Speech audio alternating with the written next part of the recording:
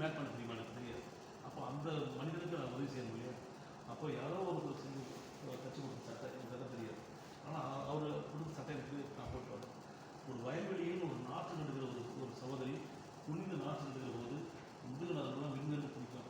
காலைல 6 மணிலேருந்து 11 மணி வரைக்கும் வெளியே உச்சி வரை வரைக்கும் காலைல இறங்கிட்டாங்கன்னா சேத்துலேருந்து எழுதிக்க மாட்டாங்க. அது முன்னாடி கற்றுக்க முடியும், பின்னாடி தான் அடிக்கிட்டே வரணும். ஏன்னா சேத்துலேருந்து அது நெல் துவஞ்சிடக்கூடாது. நாற்று நடுறதுன்றது ஒரு ஸ்கேல் வச்சு அதை சொன்னால் கரெக்டாக இடைவெளி விட்டு நட்டுக்கிட்டே வரணும். குறைஞ்ச கூலி கொடுப்பாங்க சம்பளம் நாற்று நடுறதுக்கு.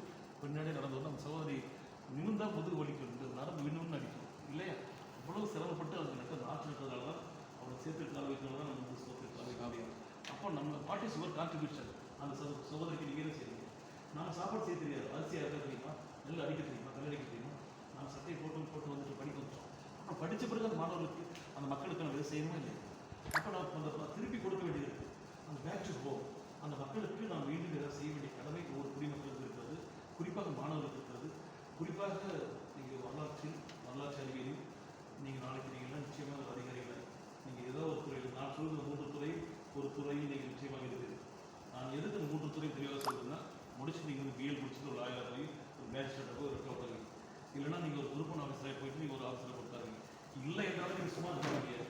ஊரில் நீங்கள் இருந்தீங்கன்னா ஒரு நாள் நீங்கள் ஊராட்சி மன்ற தலைவராகவோ ஒரு சேர்மனாவோ ஒரு நீங்கள் எம்எல்ஏவோ எப்படியோ நாளைக்கு மாறுவீங்க. அதிகாரங்கள் கையில் எடுத்துக்கொண்டாலும் மக்களுக்கு சேவை செய்ய முடியும். மக்களுக்கு நன்மை செய்ய வேண்டும் நல்ல இதே கொண்டு தான் போதாது. அதுக்கான அதிகாரங்கள் வேண்டும்.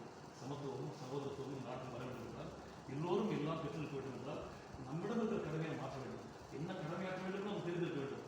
பாரதிதாசன் சொல்கிறார், கஞ்சி குடிப்பதற்கிறார், அதன் காரணம் இவையிலும் அறிவியலாக என்று சொல்கிறார். கஞ்சி இவனுக்கு இருக்காது. ஏன் கஞ்சி இல்லைன்றது தெரியாமல் இருக்கும். அவனுக்கு அதை பற்றி அறிவியலாக இருக்கும். அப்போ அதை பற்றி தெரிந்து கொள்ள வேண்டியது ஒரு கடமை இருக்கிறது, புரிந்து கொள்ள வேண்டிய கடமை இருக்கிறது. அப்போ இந்த 3 துறையை பற்றி உங்களுக்கான தெளிவு இருக்க வேண்டும். அப்போ தான் எங்களுக்கு பொலிட்டிக்கல் சயின்ஸ் படிக்கிற மாணவர்களுக்கு எங்களுக்கு எங்களுடைய சுவிட்ச் பார் மிஷனில் நீங்கள் பணியாற்ற போகிறீங்கன்னா ஒரு வாலண்டியராக இருக்கிறீங்கன்னா நீங்கள் வந்துட்டு போன பிறகு நீங்கள் கற்றுக்கொண்டு போன பிறகு மற்ற மாணவர்களுக்கு நீங்கள் வித்தியாசமாக இருக்கணும், வலிமையாக இருக்கணும், ஆற்றலுக்குள்ளாக இருக்கணும்.